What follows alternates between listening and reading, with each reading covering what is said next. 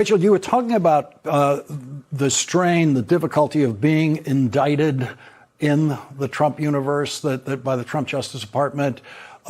In the new book, Regime Change, Inside the Imperial Presidency of Donald Trump, which I'm going to discuss with the authors Maggie Haberman and Jonathan Swan, they talk about exactly this.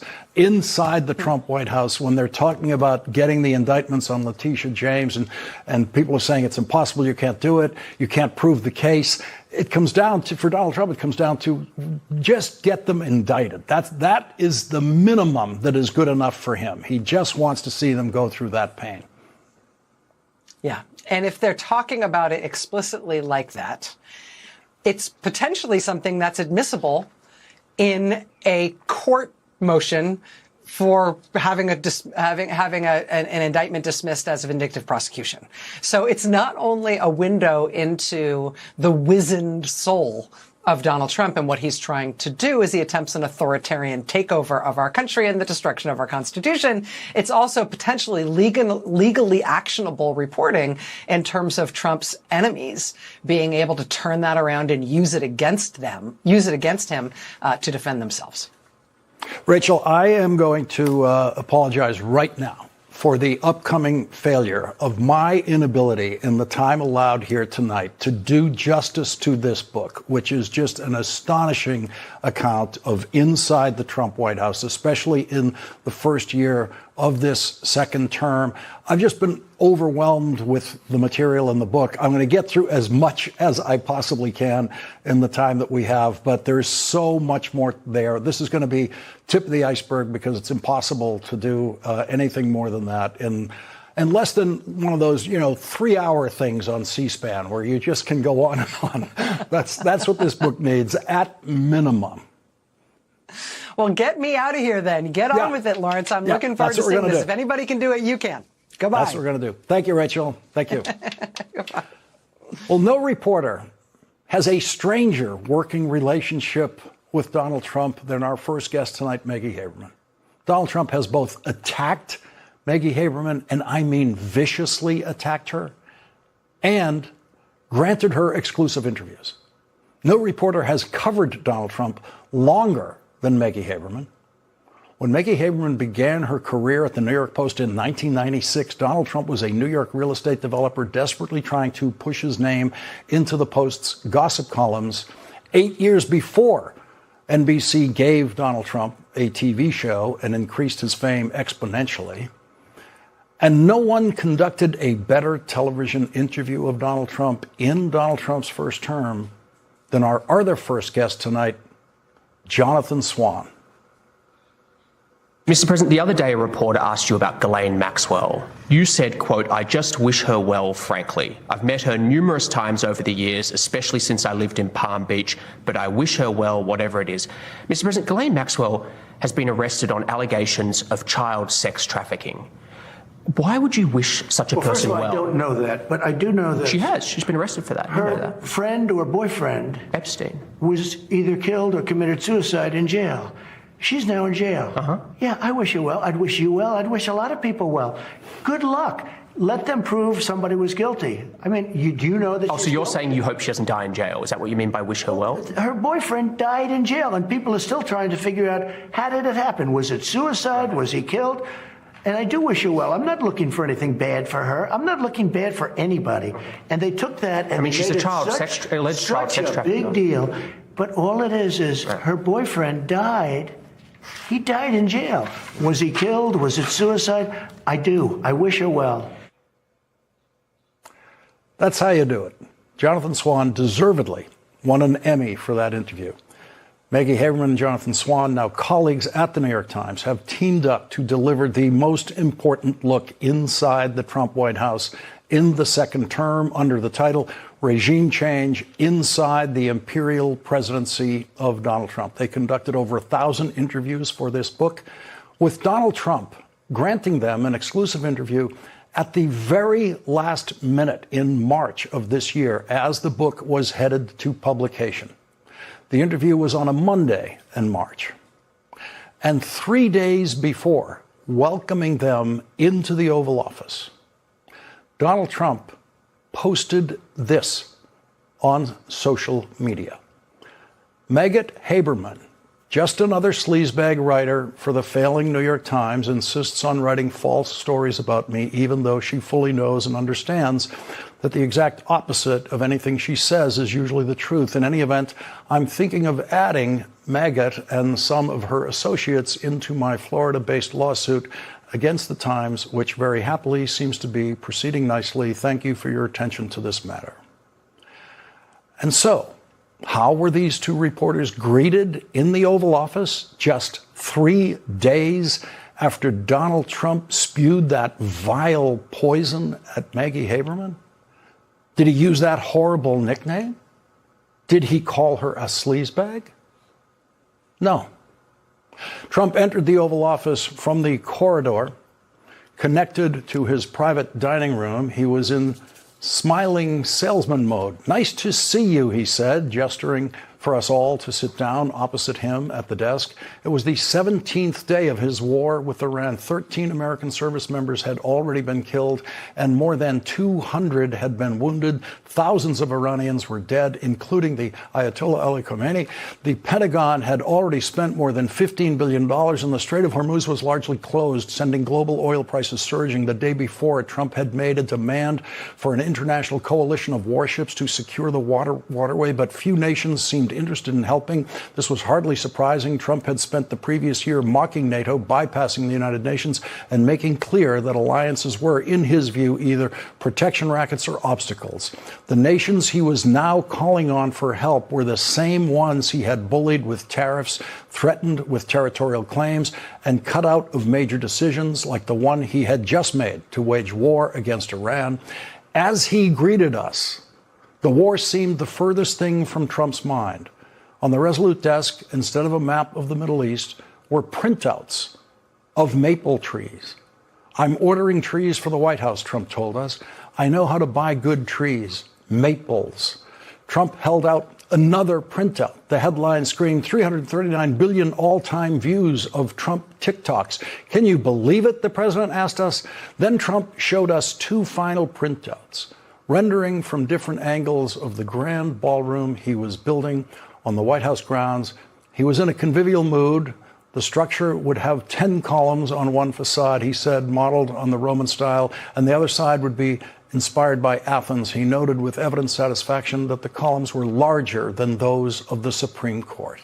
Behind the scenes, some of his aides had told us they wished Trump was more anxious about the dangers he was courting and about his plunging poll numbers. The president's pollster, Tony Fabrizio, summarized findings from 2 nights of focus groups conducted earlier in March.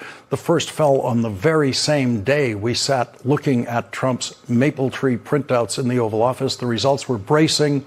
The war in Iran was unpopular, poorly understood, and seen as a broken campaign promise that was distracting the president from the economy and healthcare. The military action lacked a clear rationale, and voters saw negative economic consequences downstream of the conflict, compounding the affordability crisis that was already their top concern about the Trump presidency. Perhaps most distressing for the Trump team, the Epstein files came up consistently in focus groups and were a real negative with some of these voters. But Trump was uninterested in such feedback. To the extent he still cared about polling at all, he was seeing far fewer polls than during his first term. His advisors knew he was not receptive to being briefed on harsh realities. In his second term, unlike his first, he was willing to take breathtaking risks that could throw not only his presidency, but the Republican Party and the entire world into chaos and carnage. More than ever before as president, he was operating on pure gut instinct. It would take a combination of mind reader and psychologist to explain fully why Trump was willing to gamble so much more recklessly now. There were obvious theories. He was term limited and no longer had to worry about re-election. He had immunity confirmed by the Supreme Court and no longer had to worry about prosecutions. He was more confident in his instincts. He had already served a presidential term and had felt vindicated so often. And there was the fact that he was a walking moral hazard, rarely saddled for long with the costs or consequences of his risk-taking and rule-breaking. Now was his moment to try things like military adventures and overthrowing the global trade system. Joining us now, New York Times Pulitzer Prize-winning correspondent Maggie Haberman and her co-author, New York Times reporter Jonathan Swan, whose new book is Regime Change Inside the Imperial Presidency of Donald Trump. Maggie, I have to begin with you. And what is going on with you and Donald Trump?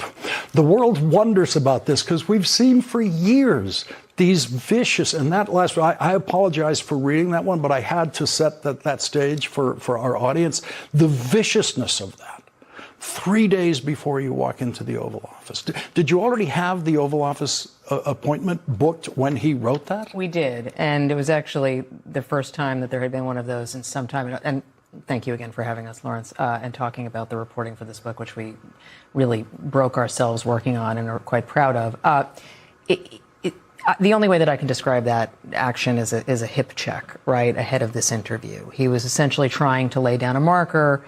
Some people told us that people we had fact-checked different material with had gotten him spun up and in a heated mood about what he might get asked about. And so he was laying down a warning flag, and we've both been on the receiving end of attacks from him. He is, in my view, a subject I cover. We have spoken to him in the course of our daily reporting during news events and at either press conferences or on Air Force One or so forth. But we have actually spent very little time talking directly to him during this presidency, and that is a choice that we have made for a variety of reasons. But he has a specific fascination with the New York Times, and you know that. We've seen it over and over again. And I think just in his mind, he associates me with it. But for whatever reason, he never totally closes the door with anybody. And for our purposes, we had fact-checking questions we needed to ask him, and we needed to give him an opportunity to respond to, but we did not want it to be sort of open mic night in that kind of an interview where he was just going to pontificate. We asked a series of detailed questions, and he answered most of them. So when you started at the New York Post, what was your first interaction with Donald Trump as a reporter? Yeah, I've actually tried remembering my first one. I mean, the first clip that I have a byline on where he's quoted, I don't think it was me who spoke to him. I think there were three other names on the story, and it was after a Swiss Air plane crash. And he told whoever it was among us that had spoken to him that he had just gotten off the phone with one of the people who had been identified as having been killed in this crash. And I think it was a Swiss watchmaker or something. And he said that he was just about to start doing a product line with this person. I don't know whether that was true. It's obviously can't be verified. But he was in the ether. I was covering the rebuilding at the World Trade Center, and he did this plan about how he would unveiled something, how he was going to rebuild it exactly like it was. He did not own anything connected to the site, but he did want to be associated with it. When I started covering him most rigorously was in 2011, very end of 2010 and beginning of 2011, when he was looking at running for president. And that was the year that he started talking about birtherism in the middle of this proto-campaign or pseudo-campaign. And he watched his poll numbers take off. And the year later was the first time that he ever attacked me on Twitter. It's just what he does. So it's been a long, very similar ride, Lawrence. But I will tell you that I did a piece with Ben Smith when I was at Politico in 2011 about what Trump was doing and whether he was serious and whether he might run. And so much of that piece could have run at any point from 2011 until 2020. And one of the things that we talk about in this book is how much of this term has become the result of hubris, of his belief that he can get through any situation because he has before. But what you're seeing right now, particularly with Iran, is that he has a limited number of tricks, right? He has a limited number of tools in this kit. And it's coming up against reality and the limits of what he can bend it to. Jonathan, where were you when you read that the Truth Social thing on Friday about Maggie, and what did you feel when you were reading that? He's done it so much that we were both expecting something. We knew something was going to come before the interview. There was no way. I mean, firstly, is it at the point where you laugh at this? Is there any sting in it when you read it? I mean, the words are so ugly.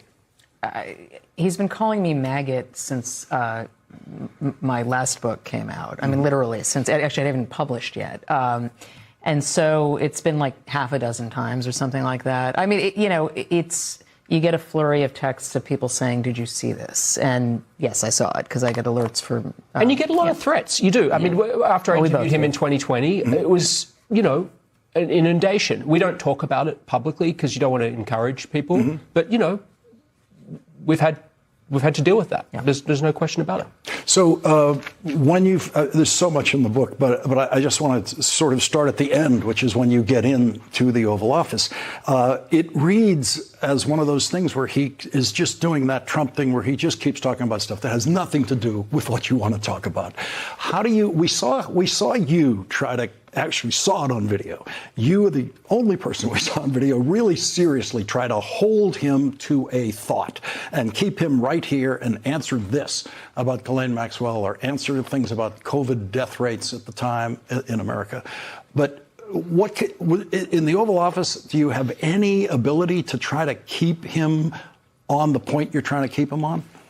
We tried. I mean, and we had specific things that we wanted to give him visibility of in our reporting just as a matter of process. But it was one of the most, I've been covering Donald Trump this is 11 years consecutively, Maggie even longer. It was actually the most astonishing encounter I've had with him. He sits across from us in the Oval Office and we'd asked him a question about power because he told Tucker Carlson he's the most powerful president ever. And he hands us a 2-page document that he says was written by a historian. And the first sentence says, Donald Trump is the most powerful man who's ever lived on the planet, et cetera, et cetera. And it goes on to compare him to, he described it as the top 10.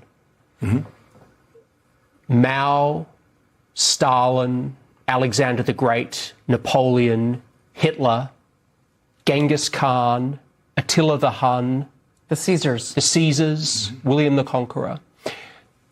There was no discussion of a moral dimension to any of this. It was about raw power. And he wasn't alarmed to be in their company. In fact, he was relishing it. He was reading it aloud. Napoleon, it's very interesting. Mao, Stalin, these people used fear to create power.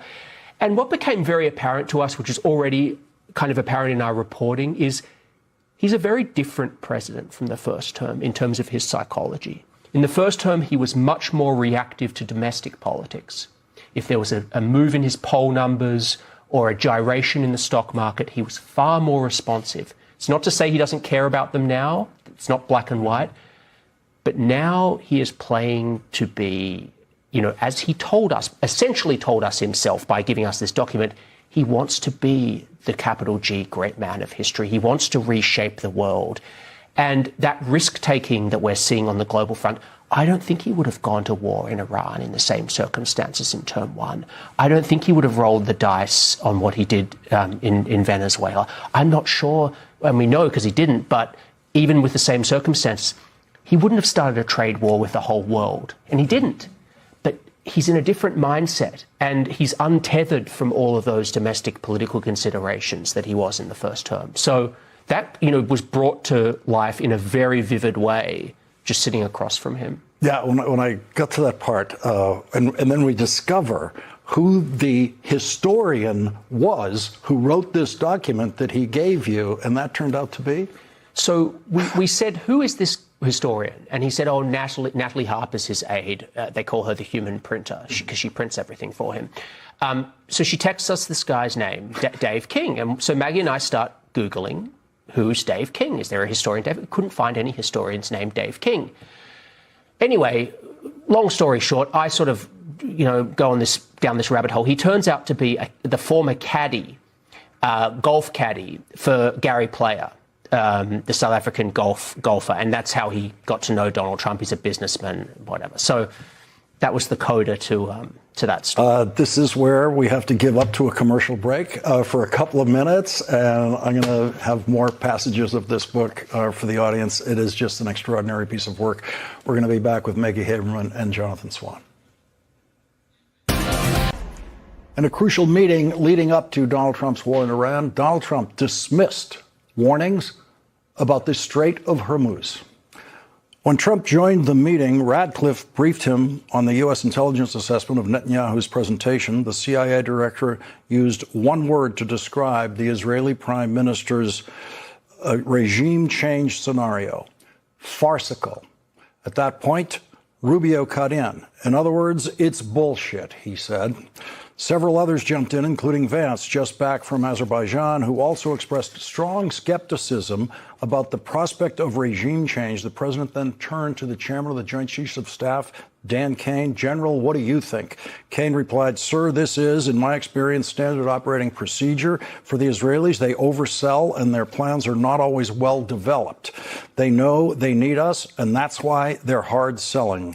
Kane shared with Trump and members of the cabinet the military assessment that a major campaign against Iran would dramatically deplete stockpiles of American weaponry with no clear path to quickly replenish. He was deeply worried about both the potential for significant American casualties and the further depletion of munitions and missile interceptors strained after years of support for Ukraine and Israel. He also flagged enormous difficulty of securing the Strait of Hormuz and the risks of Iran shutting the strait, a scenario Trump dismissed on the assumption that the regime would capitulate before it came to that. New York Times' Maggie Haberman and Jonathan Swan are back with us. Their new book is Regime Change Inside the Imperial Presidency of Donald Trump. So in this passage, it looks pretty clear who's to blame for the strategic blunder closing the Strait of Hormuz. Donald Trump was warned by, as you just laid out, his chairman of the Joint Chiefs of Staff of all of these potential outcomes. Again, this was not some secret. The Strait of Hormuz and the possibility of it closing has been in Pentagon wargaming scenario for years and years and years. It's hard to think that there's ever been a war or a conflict that America has entered based on anything. It was really just a gut impulse from Donald Trump. He felt that this regime was a paper tiger, that this was going to be a fast war. He just said he felt that that was going to be the case, that they were going to collapse very quickly. And so you ask yourself all these questions. You know, as we've been doing our reporting, we've obtained a lot of classified information about the number of munitions that America has. We have spent down our critical stockpiles to an alarming extent. And so you ask yourself, how did this happen? How did we get into this war where we're running out of critical munitions, the strait is closed, the gas prices, and then we do all this reporting, we go into dig into these rooms, and it turns out, well, if you assume the war is going to last sweet FA, no time at all, that's it. I mean, it's a form of magical thinking, actually, is what it all boils down to. Except for very real consequences. Here's another piece of magical thinking. This is from the book. Trump said he thought Gaza's 2 million residents would be happy to evacuate their uninhabitable homeland. They could return eventually, he suggested, once the war-torn strip was transformed into the Riviera of the Middle East. The U.S. will take over the Gaza Strip, and we will do a job with it, too, he announced. We'll own it and be responsible for dismantling all of the dangerous unexploded bombs and other weapons on the site, level the site, and get rid of the destroyed buildings, level it out. Legitimately nutso, one senior aide said later, but very on brand. The Gaza idea represented the spur-of-the-moment nature of Trump's foreign policy that many had feared. Maggie, that line, legitimately nutso, is so important for readers and for the audience to know about, because this term, the Trump team has been publicly unified. We don't see the cracks. We never hear that person. After we see Trump do something, many of us might think that's legitimately nutso. We don't know there are people in the White House thinking the same thing. This is a group of people who genuinely want to see him succeed, Lawrence. I mean, I think that is something that is just so fundamentally different from term one. And I think is hard for people to understand because people got so used to term one where a man who had never run for city council before becomes president. He doesn't know most of his government. He doesn't know most of his White House. He is working with a very small group of people who he actually knows and 2 family members. And that's really it. He has people in his government who view his world view and his behavior as dangerous and in need of a check, whether it is John Kelly or James Mattis or on and on and on. There are people who were opposed to his agenda. There were also people who believed that he was trying to exceed his authority, which were people who still liked him or who were conservatives. There's none of that now. And he touched the hot stove in 2017 of firing James Comey and got a special counsel investigation. That's also off the table now. You have people who were with him through 4 indictments, a number of civil cases, 2 assassination attempts, and him winning overwhelmingly, unlike 2016. And so they believe there is something sort of almost mystical about him, that he can hear frequencies that maybe they can't. And they hate the mainstream media more than they hate things they see him doing that they have concerns about, many of them anyway. And so you will not hear as much of that. You haven't heard as much of that. That's part of what the challenge was with reporting this book, was getting... Well, you certainly report a lot of dissent inside the White House and disagreements with what Donald Trump's deciding. We do. And we also show areas where there is not process, but there is certainly an effort to try to make his plans work. I would say the tariff implementation of Liberation Day was one of those. We were really struck in the reporting, and we show this in the book, how scared people inside that government were, how scared people inside that White House were. First, in the lead up to Liberation Day, when they could not get him off of what he wanted to do. This was a 40-year project that he just wanted to try. And they were scared at how close the bond markets came to just completely melting down 7 days later, which was finally what got him off of it. But again, it was the willingness to just go straight to the brink. But then he stopped. And so they all believe that he can get himself out of certain situations, and he believes it. What you are seeing now, though, Lawrence, and where I think that if people really do want to understand how this government works, I do think this book will help them do that. What is happening in these rooms? Where this goes from here is you have a president who, even there are disagreements, even if they want to see him succeed. There are people who believe that, say, habeas corpus should not be suspended. And there are people who say, let's do it. I think we can, and we'll see where it goes. Trump doesn't really want to hear from the people anymore who say, maybe this can't work. He really wants to do what he wants to do. And that is also something we are hearing inside this government. And so when you see him putting Bill Pulte in place as the director of national intelligence now, and essentially going in with a mission to fire people, a lot of what we write about in this book will help people understand how that happened.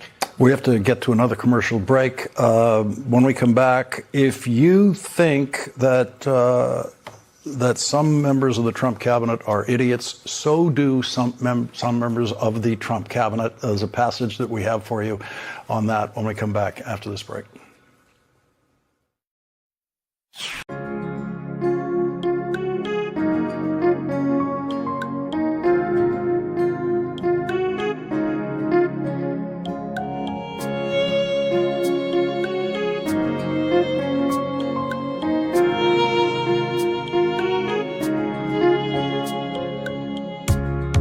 আমার হৃদয়ে ভিতর গভীরে তোমাকে সাজিয়ে নৌকো ভাসিয়ে